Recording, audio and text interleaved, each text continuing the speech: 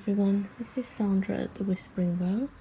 So today I'm going to be doing a hashtag, and it's hashtag Genius Loki Tag Your It, from the lovely Candy over at Candy Soul and Soil. So this is a VR to her tag. So Genius Loki, Spirit of Place. So decks that make us feel a spirit of place or speak to us about a spirit of place, whether that be now or in the past. That's how I've kind of looked at this anyway. Now Candy was matching like one deck with another. Now I'm not necessarily gonna do that. We could have a go, but that's not necessarily going to work, so I might just show you them singly. So Candy, if you watch this, I hope this is okay. It's not going to be exactly like yours. So in this purple pouch, which totally does not go with the deck inside it, but it fits perfectly. So this is a Kelly pouch. This is one that she gave me as a gift the first time I met her. So in this pouch is my Forest of Enchantment tarot. So this is like a soul deck for me, this one. So let's go in a little bit. And it just is spirit of place for me, for like when I was a child, how I grew up, the place that I grew up. I mean, my dad's garden, this just reminds me of that, how he would grow plants, and not just plants, but like vegetables and things like that as well. And it just reminds me of the woods where I grew up. Has a very pagan feel. Has animals, some of which I would see as a child.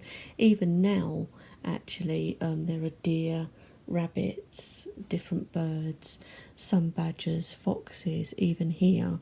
So most of these, apart from the bear, obviously, I could possibly see bats. There's a little bat up there. So and this just reminds me of walking in the woods, playing in the woods, because we did then. I mean, I don't think people would just let their kids just go off into woods on their own now, because you never know, could come across somebody like this guy. But we did, and climbed trees, and just went off and discovered things in the woods. And this deck for me is just a perfect Genius Loki Spirit of Place deck, because this deck spoke to me the minute I had it. So this is a definite one for me. So there's that. I won't go through obviously every single card, but also for me, another deck that's very kind of pagan in its feel, but again it just evokes like childhood memories, and this is the Green Witch Tarot. So shall we try and do what Candy does on this, and see if these two look like they pair together? So let me just quickly show you the box in case you've not seen. So it's the Green Witch Tarot by Anne Mora. Comes with a big guidebook. So let's try and see what happens when we do this. So, oh look, actually I think they would, wouldn't they? I think they would pair well together. But you know, Candy's, when she did hers, was very kind of Celtic as well, and I know I have that in my DNA because, well, I say my brother did, you know, the DNA test thing that you can do, and I know mine might have come out a bit different, but we've got a lot of Welsh in there, and I know my dad was born in Wales, so whether this is why I have a fondness for anything Celtic, I don't know. It could also be some of the like stories that we were told, and also just with this Green Man card, when I've been in Glastonbury in particular, if I do a meditation, I'll tend to see the Green Man, and I have got like quite a strong link with the Green Man. And what I saw when I was at the top of the tour once was the Green Man, sort of similar to this, but then it kind of morphed into my dad's face, and that was like amazing. So yes, maybe these two would go together. I mean, the world tree, see anything trees, stones, rocks, see anything like this pulls me to it. And you know what is weird as well, just watching this person with a harp, for some really strange reason I've always wished I could play the harp, and of course it's a huge instrument. Maybe this is more what they call a lyre, maybe, I don't know, I'm a bit rubbish with instruments, but I've always kind of liked the sound of the harp. It's a strange thing there, but well, look at this, you've got like the wheel, and then you've got a well here. So these two would work really well together, wouldn't they? I should try it like Candy does. So that's 2 decks. So that's the Tarot of the Enchanted Forest and the Green Witch tarot. So we've seen a few of these and these. Yeah, but this kind of reminds me of like my dad teaching one of my brothers or something, something, or attempting to. So yeah, so that's 2 of the decks. So let's put those away there. Another one, which again is Celtic, is the Universal Celtic, but I am drawn to Celtic decks and imagery, and it's like, I mean, you can see, look how battered this is, that I used it quite a bit, and it's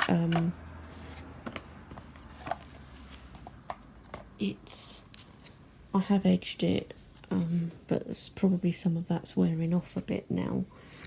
But this is another one that just calls to me of, you know, spirit of place, because I can see myself in these places.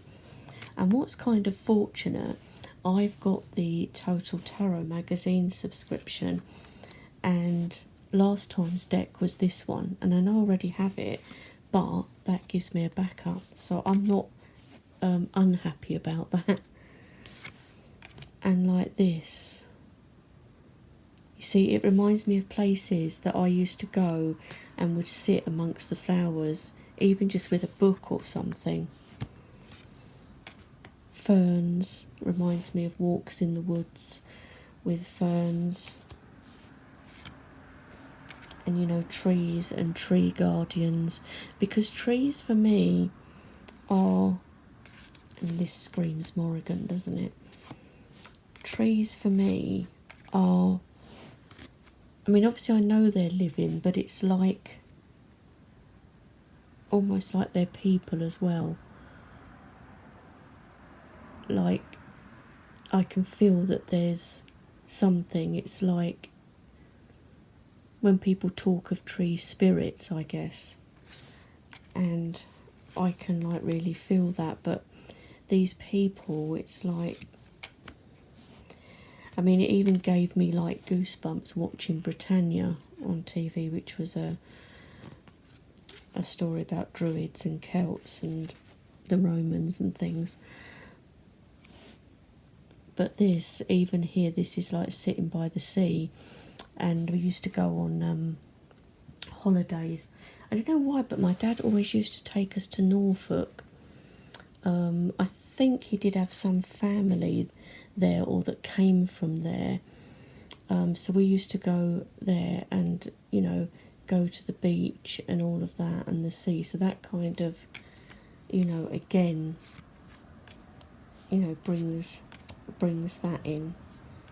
This just always reminds me of, you know, a druid. And I think this is meant to be snow on here, but I just always think of mistletoe when I look at that.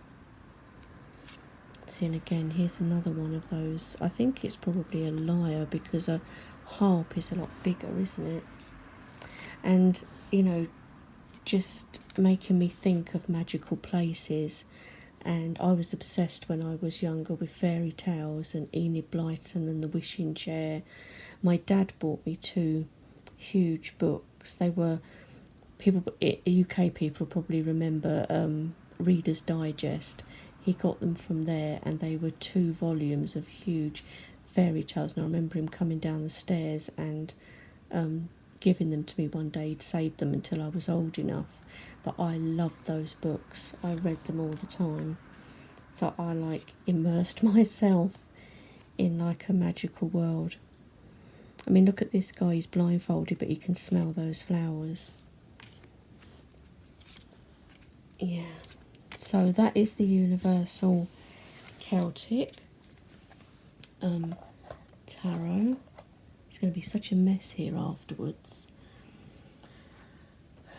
Okay, and another 2 which might kind of go together is the Seed and Sickle Oracle deck. So that's here. And then the Herb Crafter's Tarot, which is here. So let's have a look at the Seed and Sickle first. So this one, again, is like flowers that I knew, grew up with, that I knew and always came up every year, were always planted every year by my dad, or they were around in the woods like bluebells. There used to be a place where I used to go that was like it was full of bluebells, but it was like its own little kind of almost grotto place where I could sit and just read and be quiet. And sometimes you'd get the animals come quite close too. Birch, again, there was lots of silver birch trees where I grew up. So this is why some people might think, oh, but it's just a like herbal plant deck. Yeah, but these plants invoke memories and are the spirit of place for me. These are, I mean, hawthorn is a special tree for me. There's one right outside my door. I'm lucky to have, and I love it. I love that they flower in the spring, and at this time of year you have berries. They do both. Foxglove, my dad loved foxgloves, absolutely.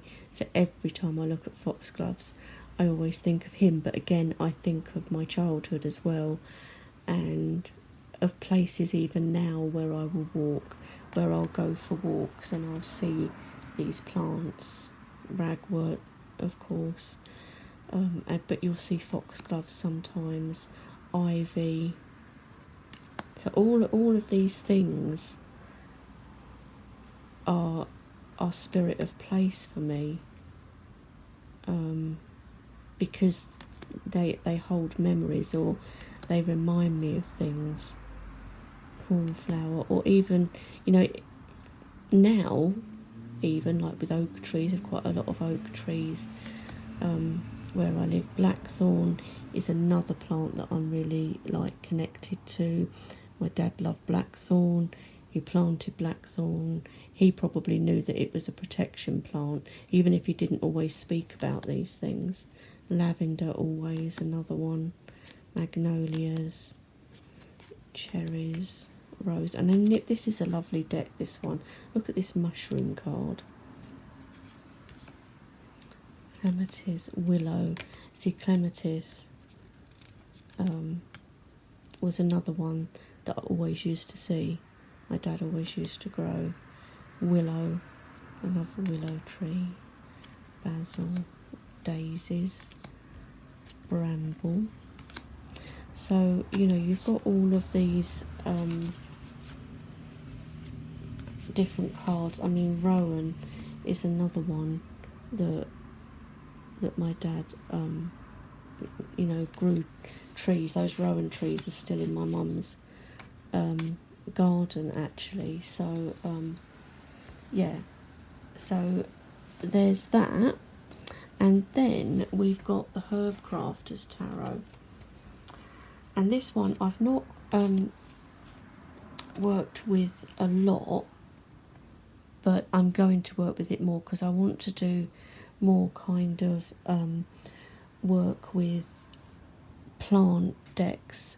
My focus, I think, is going to be tree and plant decks, and also Celtic decks, because they're the ones that I know call to me more, and that I can just work with quite easily. So here, this is a tarot deck, so Ace of Fire is Mullein. So again, this is herbs and things that I remember growing up, and that I will get myself even now. Even if I don't grow them, I will get the dried versions and work with them in like spellcraft or ritual. In fact, that reminds me, I need to get Mullein. But and also, it's the backgrounds of these. It's like where I used to live, and I love the backs of these cards. Just look at them. See, dandelion, the fall. Remembering all these. Remembering feeding dandelions to pet rabbits.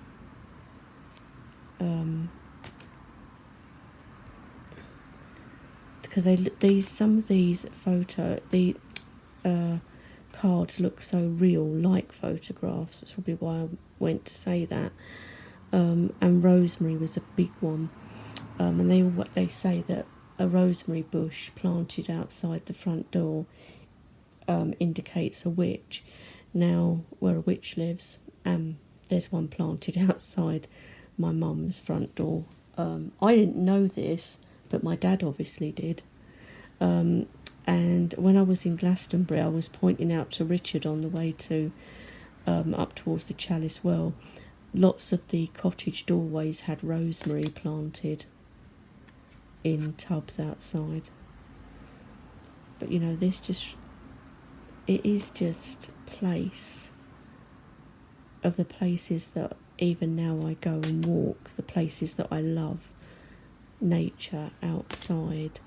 I'm not good with cooking anything, really. I'm rubbish and I don't like cookery, but I like experimenting with herbs and flowers to make things. I've got books about how to make things with herbs and flowers and things like that.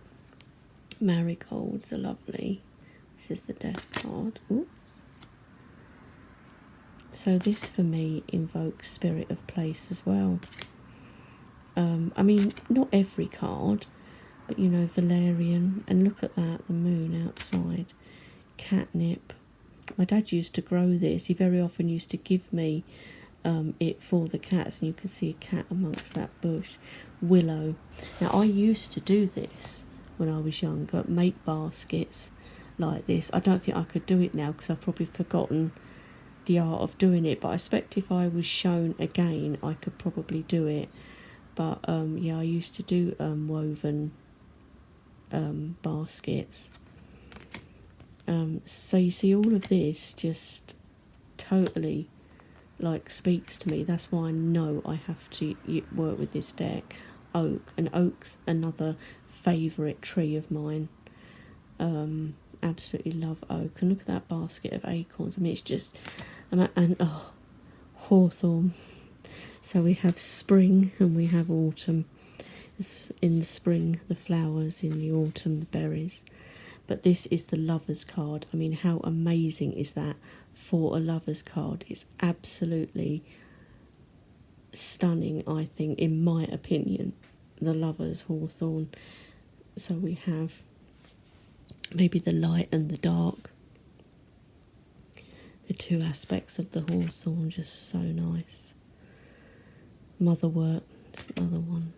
St John's wort. Yarrow. So all of this speaks to me now as well as in the past. Now, because a lot of these herbs and things I will work with. So they speak to me in that way. Witch hazel, I have this dried, you know, so these, it's the herbs and plants on these remind me not only of childhood but all of the places then, but also some of the backgrounds on these remind me of places either now or then. I mean, you see something like that, and not particularly that, but some of the others do. Look at this, potions and things. And my great-grandmother was like a cunning woman or witch, and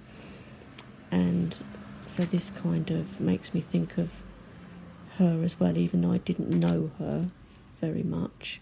I remember what she looks like, just about. So, but look, these two might work well together, mightn't they? So say if we have cannabis there, but you know, it is a plant. So maybe these would work. I don't know, maybe not. Might do. Because it'd be quite good because one's a tarot deck and one is an oracle deck. Cedar. Let's see, it's just like easy. Lemon balm and jasmine. So yeah, I think you could put these two together if you so wanted. So that is the Seed and Sickle and the Herb Crafters Tarot.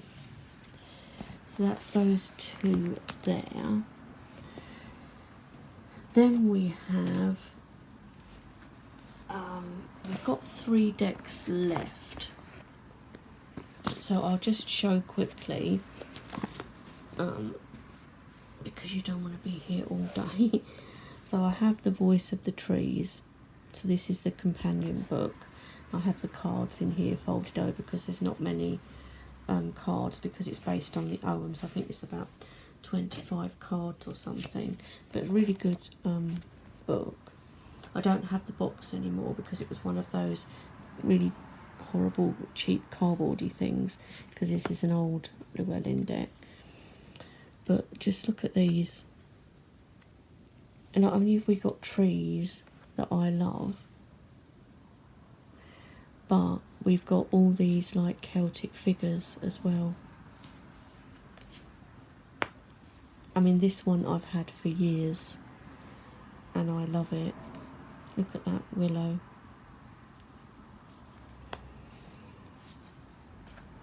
But it's the trees on this that make me think spirit of place and things like a stone. And look at this. This is like an ancestor, isn't it?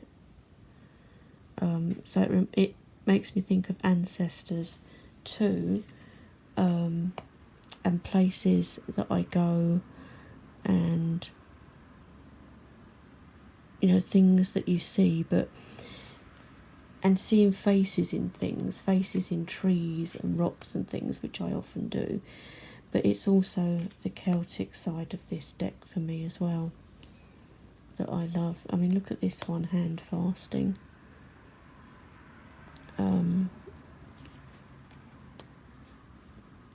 So I do love this for that. As I say, I know I've got like some Celtic blood in me, or quite a lot actually, or there's quite a lot of Welsh blood in, with some English. I think it was mainly English and Welsh that we had. So yeah, so this really speaks to me of this. I mean, look at this face here. It's just so good. And literally, I love that one. That is all the cards. So it's not a big deck, but I love it. So that is Voice of the Trees. Another one I love for like similar reasons that I've already mentioned, and that is the Druid Plant Oracle, which again is like a spirit of play, because this for a start off reminds me of the Tor or Silbury Hill or something like that, which for me is again a spirit of place, because I feel so connected to places like that, but also to these plants. I mean, look at this. That's like the similar to the West Kennet Long Barrow mound. That kind of reminds me of, and I felt really connected when I went there too. So again, that is a spirit of place card. Not only do I have that reminds me of the West Kennet Long Barrow, but the poppies that always make me think of my dad, because he always used to grow them, and the places that I love and visit. And this is a lovely deck, this one. It's the Druid Plant, and I haven't actually trimmed this one, and I'm not going to. There's a couple of blank cards in there which you can draw your own plants on if you want to. Obviously I haven't, because I don't feel the need to do that. But I mean, the artwork and everything in this, and like things like the little huts, just speak to me as well.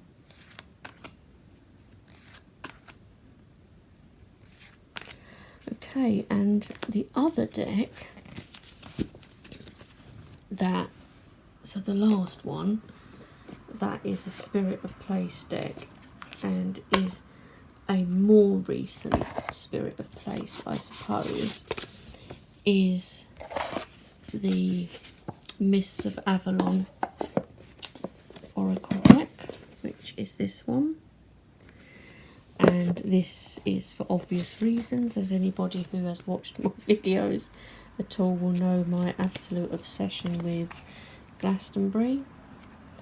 So, and there I really do feel a spirit of place, like I'm meant to be there, like it's home. Every time I go there, it's like, whenever I get there, and the tour, I just feel really pulled there. So if this isn't spirit of place, I don't know what is. But look, the Isle of Avalon. I mean, even just looking at these cards and talking about it, I get goosebumps. And every time I use it, Priestess of Avalon. So this is a definite spirit of place deck for me. And it's probably my favourite spirit of place deck, King Arthur. And funny enough, my first ever tarot deck that I bought was the Arthurian tarot. It's almost like, even right back then when I was a teenager, like I was pulled to it, like Arthurian things and Celtic people and stories and things like that. So yeah, this is my recent Spirit of Place deck. So anyway guys, we'll end on the Chalice Well. So those are my Genius Loki decks. I hope you liked this video. I know it wasn't exactly the way Candy's is. I've kind of deviated a little bit with it, but I hope you enjoyed watching and seeing the different decks.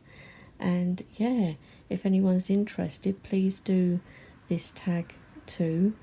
You know, Candy's video was lovely, and I will link it below. And if anyone else wants to do this, that would be great. I'd love to see what your choices would be for Genius Loki, Spirit of Place, and I will talk to you all soon. Bye.